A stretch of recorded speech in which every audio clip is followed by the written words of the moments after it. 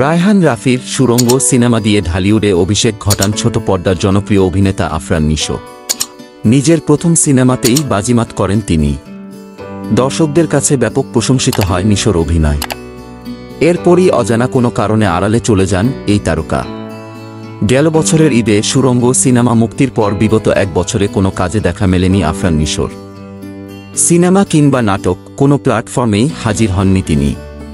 তবে নিশো ভক্তদের জন্য সুখবর। দীর্ঘদিনের নীরবতা ভেঙেছেন এই অভিনেতা। একসঙ্গে দুইটি সিনেমা নিয়ে পর্দায় ফিরছেন তিনি।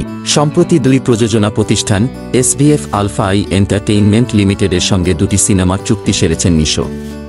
তবে ছবির ও পরিচালকের নাম এখনই প্রকাশ করা হয়নি।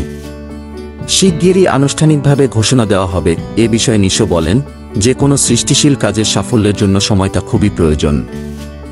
সিনেমার অপরিহার্য বিষয় হচ্ছে সকল ক্ষেত্রে সঠিক সমন্বয়। সমন্বয় যতটা ভালো হবে সিনেমা ভালো হওয়ার সম্ভাবনা ততই বেড়ে যায়। সেজন্য তো সময় দিতেই হবে। সময় দেয়া আর নেয়ার মাঝেই তো ভালো সিনেমা, তাই মাঝে মাঝে হারিয়ে থাকা প্রয়োজন।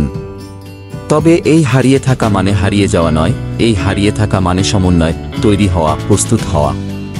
অনেক নিখোঁজের মাঝে আমি খোঁজ পেয়েছি এসবিএফ আলফা আই এন্টারটেইনমেন্ট এর, যারা আমার সঙ্গে দুটি সিনেমা চুক্তি সম্পন্ন করেছেন। তারা আমাকে এবং আমি তাদেরকে খুঁজে পেয়েছি। আমি আনন্দিত।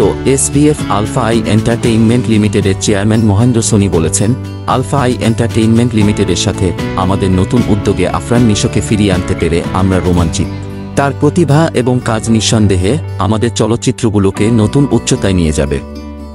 আলফা আই এন্টারটেইনমেন্ট লিমিটেডের ব্যবস্থাপনা পরিচালক শাহরিয়ার শাকিল বলেন, আফরান নিশোর বর পর্দায় ফিরে আসা এসবিএফ আলফা আই এন্টারটেইনমেন্ট লিমিটেডের জন্য একটি রোমাঞ্চকর অধ্যায়ের সূচনা করেছে। আমাদের আসন্ন চলচ্চিত্রগুলোতে তিনি যে অভিনয় কারিশমা দেখাবেন তা দর্শকদের সামনে উন্মোচনের অপেক্ষায় রয়েছি।